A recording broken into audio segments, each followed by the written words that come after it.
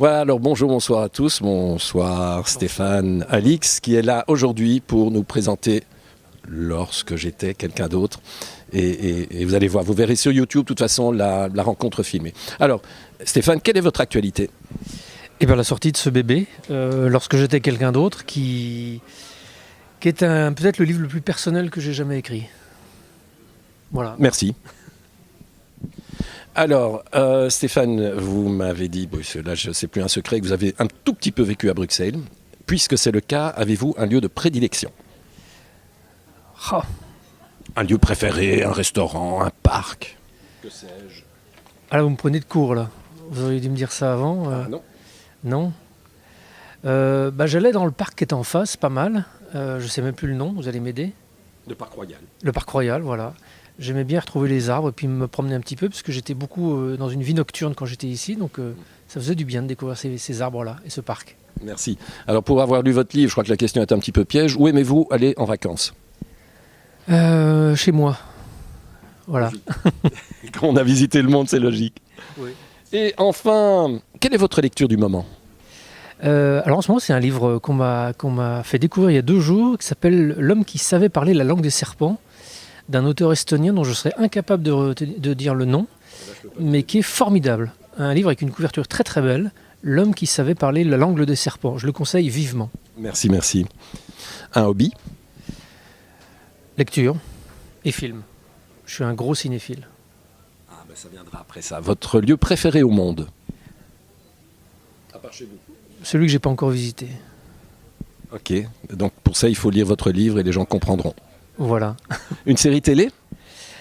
La dernière que j'ai vue qui m'a beaucoup impacté, c'est The Young Pope, que je trouve très très beau, à la fois en réalisation et en écriture. Et un peu dérangeant quand même. Oui, mais au final, c'est que de l'amour cette série. Je ne vais rien révéler de la fin, mais à voir. Un film ? Un film, il y en a tellement des films, il y en a tellement.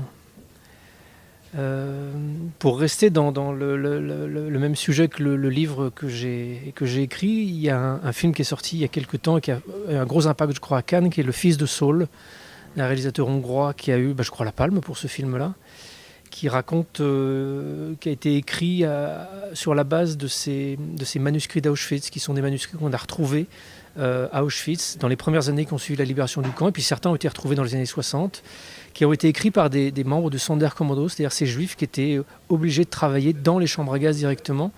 C'est un des documents historiques colossaux, et le film est à la fois une prouesse visuelle, d'une très grande tenue, d'une très grande justesse, qui montre l'horreur sans la montrer, mais qui nous la fait partager, et c'est un film bouleversant à plus d'un titre. Merci. Un album de musique ? Alors là, je ne suis pas du tout musicien. Et j'écoute très très peu de musique. Bon, la star vivante que vous aimeriez rencontrer ?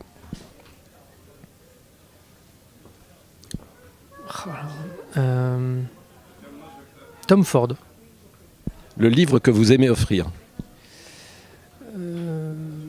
Plein. Si des gens... Un titre qui vous a marqué, que vous aimez partager, que vous aimez offrir.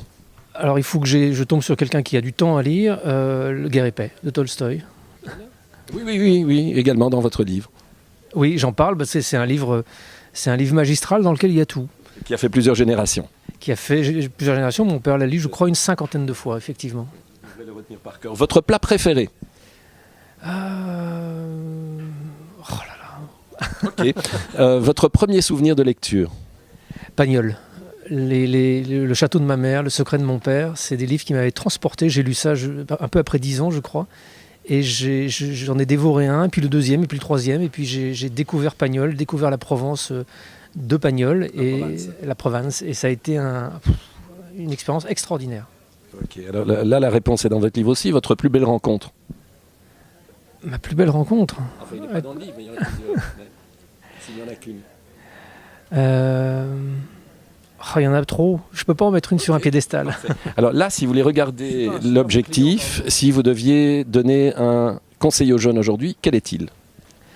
ne remettez pas à plus tard ce que vous avez envie de faire maintenant, parce que le plus tard, ça vient très très très très vite.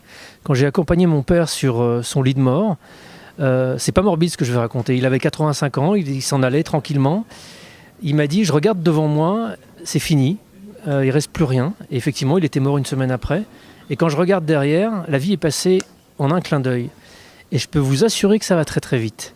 Donc même si la vie est très longue, très éternelle, ne remettez pas à demain ce que vous avez envie de faire maintenant, quelles que soient les conséquences. Merci Stéphane.